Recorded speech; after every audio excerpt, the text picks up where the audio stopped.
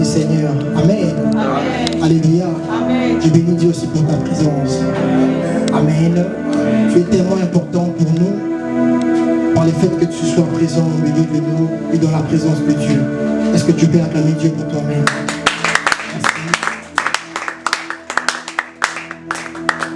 Je ne suis pas venu seul comme a dit le berger Jonathan. Je suis accompagné par ma ravissante épouse. Alléluia. Amen. Il n'y a pas longtemps que nous sommes mariés, c'est seulement cette année, depuis le mois d'avril. Alors je prie que vous puissiez la recevoir sous vos acclamations. Madame Marianne est là. Pendant que c'est là, gloire à Dieu. C'est elle, ma ravissante épouse. Je bénis Dieu aussi pour sa présence, de bien vouloir m'accompagner. Amen. Alléluia. C'est comme nous avons lu dans l'affiche, détache-toi, non, attache-toi à ce que tu crois.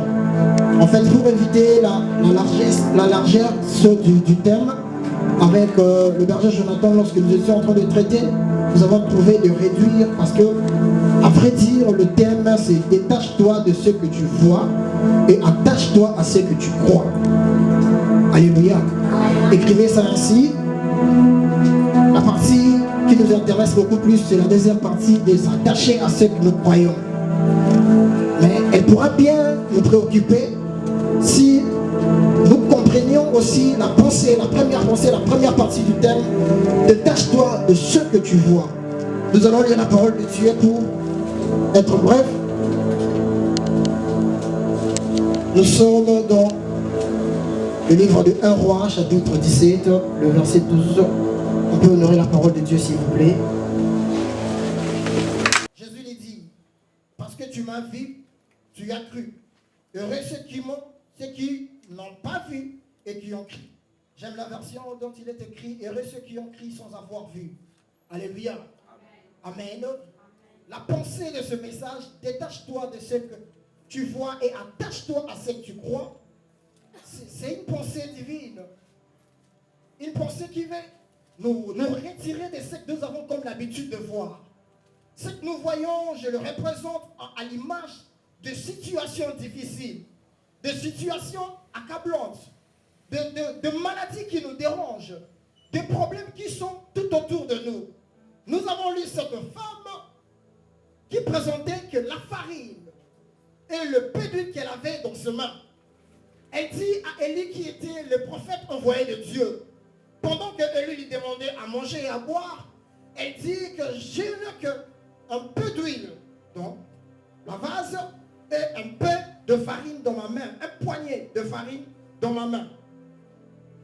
Élie lui dit, fais d'abord comme tu l'as dit, apporte-moi un petit gâteau et ensuite tu le feras pour toi.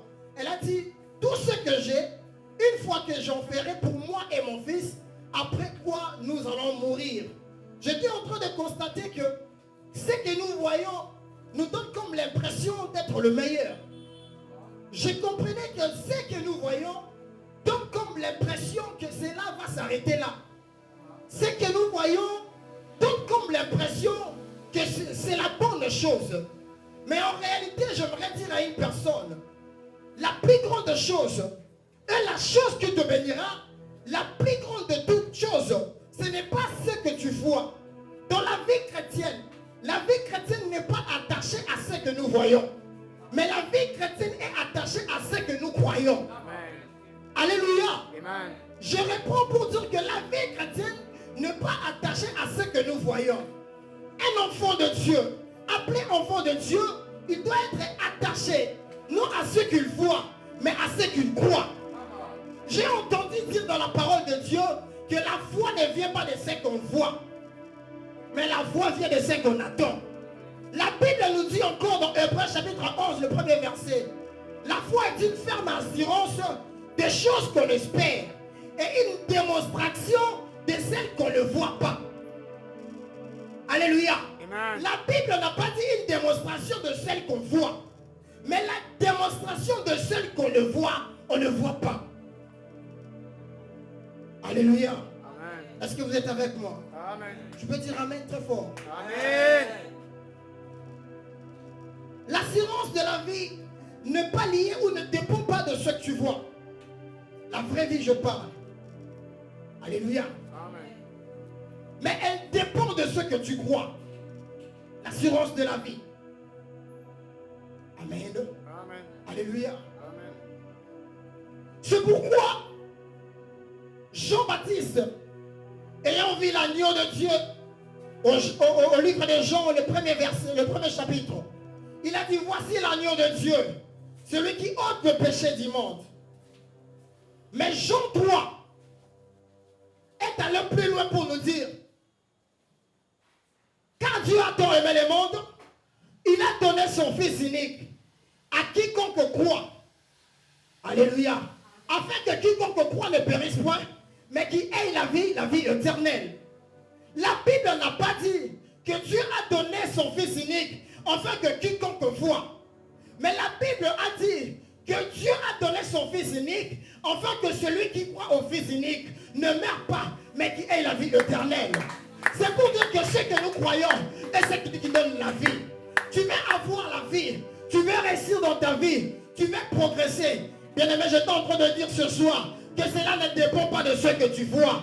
Cela ne dépend pas des situations qui se présentent devant toi. Mais cela dépend de ce que tu crois. Cela dépend de celui à qui tu crois. Alors la personne que nous devons croire, c'est à la personne de Jésus-Christ. S'il y a une personne à qui nous devons croire, ce n'est que Jésus-Christ le roi des rois.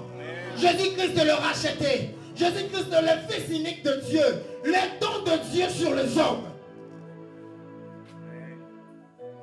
Alléluia. Amen. À quoi nous devons croire? À la parole de Dieu.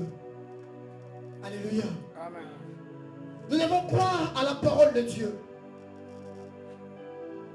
Ésaïe 40, verset 8 nous dit, l'herbe est sèche. La fleur tombe. Mais la parole de notre Dieu, c'est pas la parole de ton Père. Alléluia. Amen. Oh, j'ai oublié un service. Excusez-moi. Nous allons rentrer dans la prédication. Ça, c'est une alliance que j'ai toujours faite avec Dieu. À chaque fois que j'ai été invité pour prêcher la parole de Dieu, j'ai symboli cette alliance par une offrande. Alléluia. Amen. Alléluia. Amen. Le berger Jonathan, s'il vous plaît, tu peux prendre ça de demain. C'est ça qui me fait entrer dans l'alliance avec Dieu. Et Dieu me fait aussi en alliance avec toi. Parce que j'occupe ta chair. Mais sois sans comme ça y est. Et Dieu va te bénir. Est-ce qu'on peut acclamer Dieu pour toi?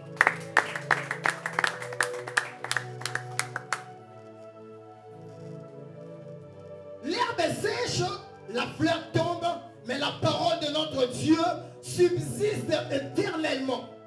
La parole de Dieu subsiste éternellement.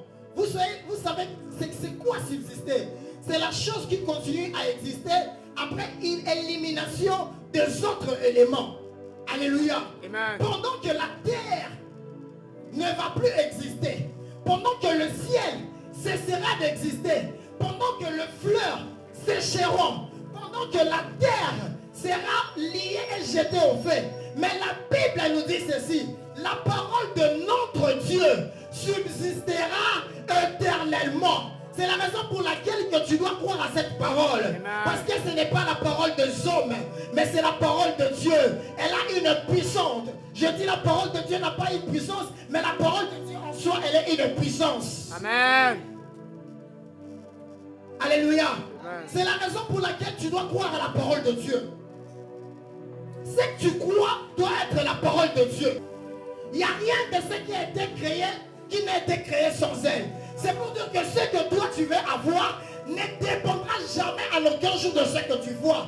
Mais ce que toi tu veux avoir dépendra de ce que tu crois. Amen.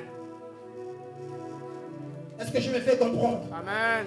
Alléluia. Amen. Elle dépendra de ce que toi tu crois.